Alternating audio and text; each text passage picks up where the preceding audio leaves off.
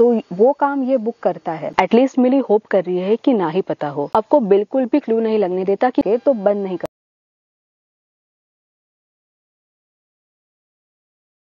Hello, my name is Dhanashree and welcome to my channel. इस channel पे मैं अलग अलग बुक रिव्यूज, बुक समरीज और बुक रिकमेंडेशंस लेके आती हूँ। रिसेंटली मैंने द हाउसमेड ये नॉवेल ऑडिबल पे सुना। So there is a lot of hype around this novel. So let's find out what exactly it is all about. So as the title suggests, this book is about Millie, जो एक housemaid है और विंचेस्टर्स family के लिए काम कर रही है। विंचेस्टर्स एक बहुत ही वेल्दी फैमिली है जो लॉन्ग आइलैंड न्यूयॉर्क में रहते हैं। नीना विंचेस्टर ने उसे हायर किया है। मिली बहुत खुश है कि फाइनली उसे नौकरी मिल गई और विंचेस्टर्स के बड़े से घर में रहने के लिए छोटा सा कमरा भी मिल गया। जब से उसने विंचेस्टर्स के यहाँ काम करना शुरू किया है, वो नोटिस करती है कि इस परफेक्ट सी फैमिली में सब कुछ परफेक्ट नहीं है।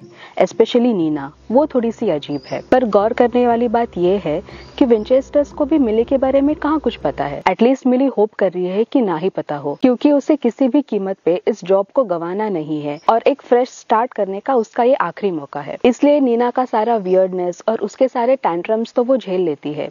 लेकिन एक दिन उससे कुछ गलती हो जाती है और वो खुद को एक कमरे में बंद पाती है। अब उसके पीछे का रीजन क्या है? क्या ये नीना की वियर्डनेस है या फिर उसके वियर्डनेस का रीजन है? इस प्लॉट के अराउंड ये स्टोरी मॉडल्ड है। इस बुक का फर्स्ट हाफ काफी ग्रिपिंग है। आपको बिल्कुल भी क्लू नहीं लगने देता कि क्या चल रहा है। नीना वैसी क्यों है, नीना का पति वैसा क्यों है, मिली का सीक्रेट क्या है, और धीरे धीरे एक एक राज खुलने लगते हैं। And the end is extremely unexpected. So this is a very nice psychological thriller for beginners, but I am going to be a little critical about it and tell you some of my observations. मुझे इसका and जरा convenient लगा।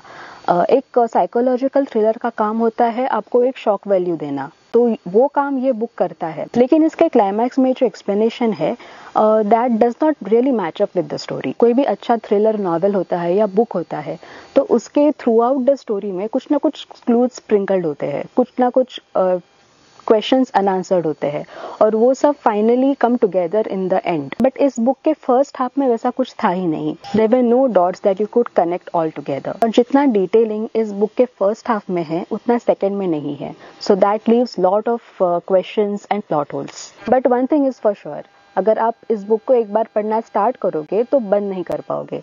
I actually finished it in just 1 or 2 days.